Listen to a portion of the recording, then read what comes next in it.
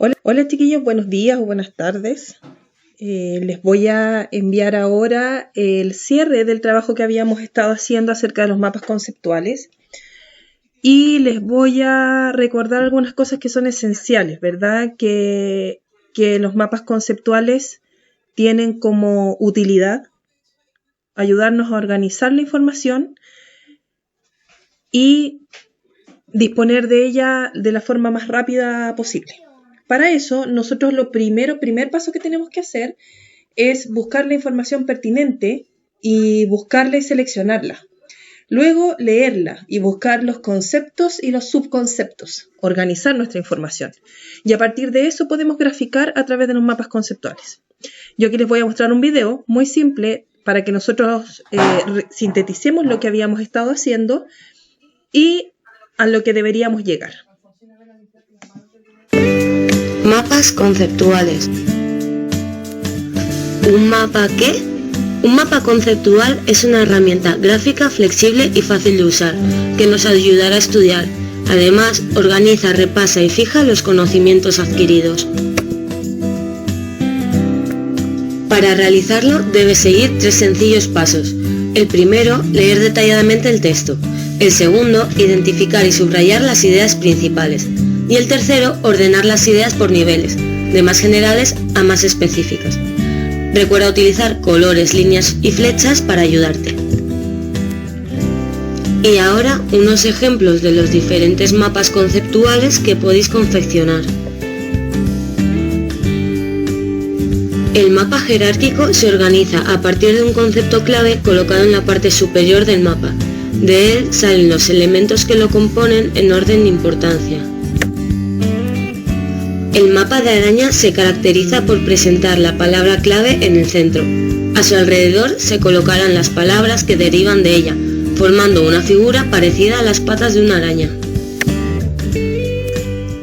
En el mapa de organigrama la información se presenta de forma lineal, de manera que el orden de sus datos tenga sentido, lo que facilitará su comprensión.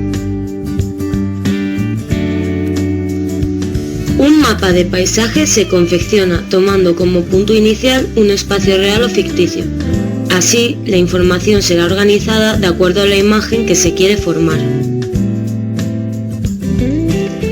Para finalizar, pon atención y recuerda. Cada mapa conceptual es único. El tuyo no tendrá la misma forma que el que pueda tener el de tu compañera o el de tu compañero. Además, no deben estar cargados de información, ya que tienen que ser claros y concisos para ayudar a nuestro aprendizaje. Ahora ya sabéis cómo realizar correctamente un mapa conceptual. Espero que haya sido de ayuda. Hasta la próxima.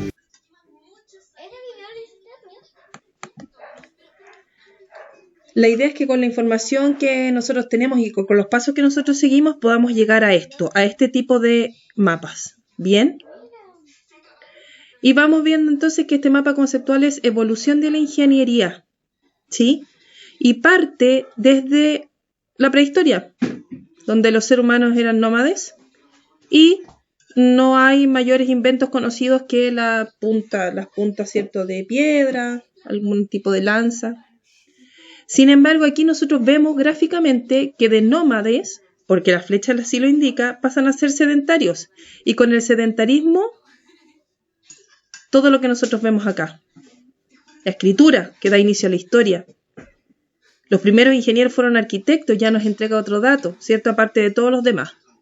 Bien. A su vez, en la antigüedad, nosotros vamos periodos históricos, ¿cierto? La ingeniería en la antigüedad, y nos habla de pueblos. Los griegos, los romanos, los egipcios, los mesopotámicos, las civilizaciones orientales. Bien. En Europa, Edad Media, ¿sí? Y nosotros tenemos aquí entonces cada época con su desarrollo ingenieril. Podemos hacerlo en la edad moderna, en la edad contemporánea, y bueno, ya aquí sería un mapa completamente distinto porque nosotros sabemos que la ingeniería se ha desarrollado enormemente durante todo este tiempo. Para eso, ¿qué tendríamos que haber leído? Un libro de historia de la ingeniería o incluso un libro de historia. Nosotros podríamos haber sacado cuáles fueron los inventos de un libro de historia a través del tiempo, ¿sí? Y podríamos haber llegado a este mapa conceptual, ¿sí? Incluso de aquí de los sedentarios nosotros podríamos explicar cada punto haciendo, ¿verdad?, los subconceptos hacia el lado. Y para que ustedes sepan que un mapa conceptual siempre es mejorable y siempre es perfeccionable en tanto el conocimiento nos lo entregue así. Aquí tenemos otro, por ejemplo, que nos permite, que es un poquito más complejo porque aquí yo les pregunto a ustedes, ¿cuál es el concepto central? ¿Cuál será según ustedes? Porque recuerden ustedes que los mapas conceptuales tienen conceptos primarios, conceptos secundarios o subconceptos, ¿cierto? Y aquí lo que tal vez nos hace un poco de falta, de acuerdo a las reglas que yo les entregué, fue que el concepto central o estuviese más grande o destacado de un color distinto. En este caso, el concepto central es la tecnología. Bien, ¿cuál es la producción de la tecnología? ¿Sí? Esta producción, ¿para qué sirve? ¿Sí? ¿Qué es lo que interviene? ¿Con qué se relaciona? Y a su vez, la sociedad, ¿cierto?, llega a nosotros. ¿Qué es lo que demanda la sociedad de la tecnología? Seguridad, vestimenta, alimentación, comunicación, todo lo que ustedes ven ahí. Por lo tanto, nosotros podemos ir en un mapa conceptual al revés. La educación es una demanda de la sociedad. Y la sociedad, ¿cierto?, puede responder a esa demanda a través de la tecnología. ¿Con qué? Con objetos tecnológicos. ¿Sí? Estos productos satisfacen las demandas. Y los productos son realizados con máquinas, técnicas y herramientas. Pero para realizarlo necesitamos materia prima. Y esta materia prima se transforma a través de los procesos de producción, ¿sí?, que son intervenidos por la tecnología. Para que ustedes se fijen que los mapas conceptuales nosotros los podemos explicar desde el concepto central, pero también nosotros podríamos hablar de la educación y llegar a la tecnología. Y aquí tenemos uno mucho más técnico, no sé si ustedes lo alcanzan a ver bien, pero se los voy a explicar porque no es necesario que vean absolutamente todo, sino que más bien cómo nosotros llegamos a él. Aquí sí aparece la literatura realista y aparece claramente como un eje central, ¿cierto? ¿En qué contexto histórico nace la literatura realista? Siglo XIX, inestabilidad política, burguesía capitalista, desigualdad social. Bien, y ahí nosotros podemos decir a partir de ese mapa conceptual, perfecto, son cosas que perduran hasta el día de hoy. Bien. En la literatura, ¿qué estaba pasando?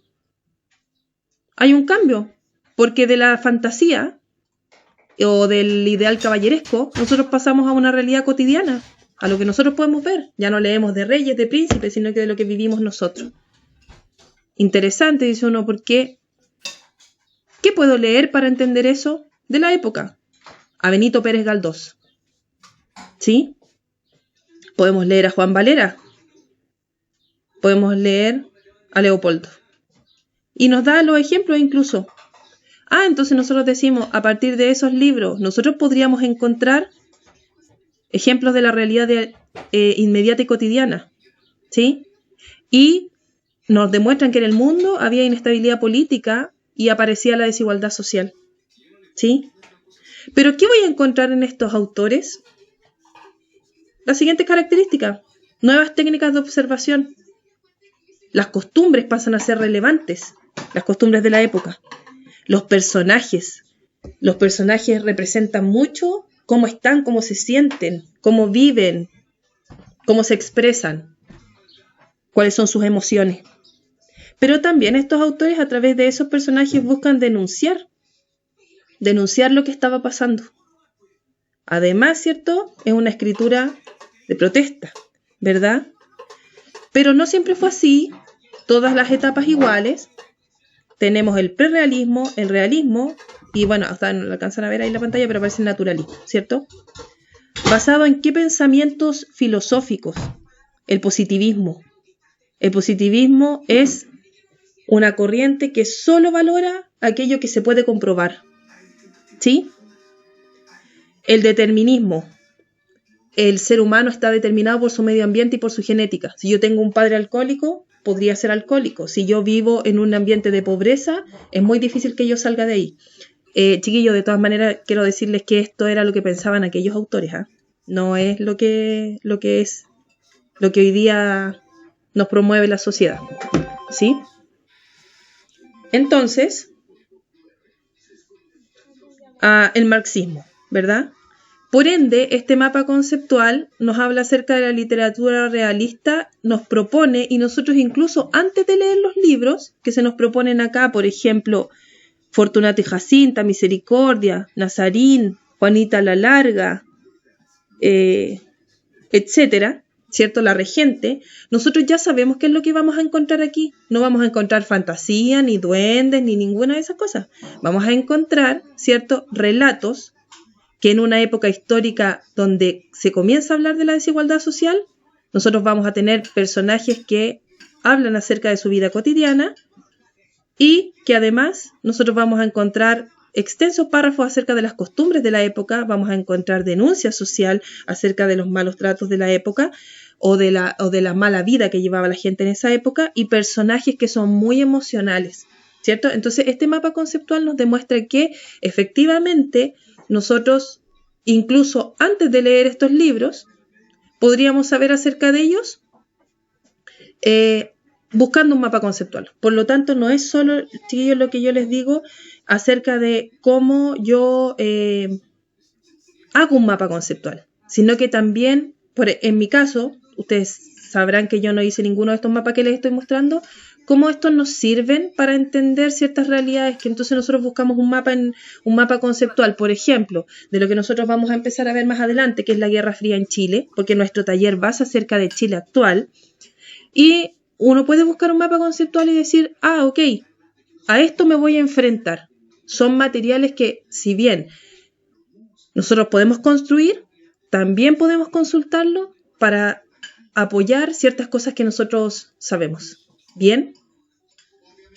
Entonces, todo esto que yo les enseñé con el video es lo que nosotros deberíamos haber aprendido en esta primera aproximación de nuestras materias. ¿Bien? Y espero que así lo hayan entendido, chiquillos.